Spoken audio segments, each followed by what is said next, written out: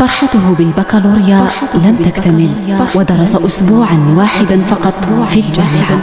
برتال تقي الدين صاحب المرتبة السابعة وطنيا في بكالوريا 2024 والأولى بباتنا بمعدل 19.16 يفارق الحياة في عمر السرور. المرحوم يبلغ من العمر 18 عاما، توفي بمستشفى زيرالدا بعد تعرضه لوحكة صحية بالإقامة الجامعية لمعالمة. موازاة مع دراسته واستعداداته طيلة عام كامل لاجتياز شهادة البكالوريا، لم يستغني التلميذ تقي الدين برتال عن حفظ كتاب الله. عام كامل من الجد والاجتهاد كانت نتائجه نيل شهادة ما شاء الله ما شاء الله ربي يبارك، ما شاء الله ربي يبارك والبركة عليك والبركة عليك.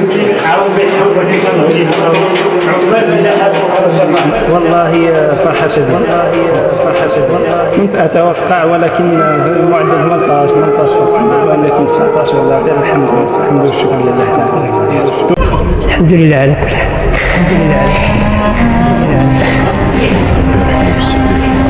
يعني حتى من حاجة والله الحمد لله ولا مرض. أنا اللي وصلته نهار السبت على ماذا عليه، وقرا نهار الأول الحمد لله، كان في اتصال مع الوالدة تاعو ما شاء الله الحمد لله ما خص والو. ما شاء الله ما شاء الله ربي يبارك، ما شاء الله والبركة عليك وليدي. ربي يحفظك ان شاء الله وليدي، عقبال نجاحات اخرى ان شاء الله. والله فرحة شديدة، كنت أتوقع ولكن المعدل 18 فصل وعندك لمعالمة. تقي الدين التحق حديثا بالمدرسة الوطنية العليا للذكاء الاصطناعي. وزير التعليم العالي كمال بداري قدم تعازيه لعائلة الفقيد، وعزته أيضا مديرية الخدمات الجامعية للجزائر غرب.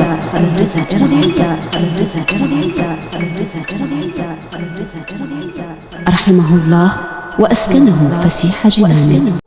ما شاء الله ما شاء الله ربي يبارك، ما شاء الله. الحمد لله على كل حال.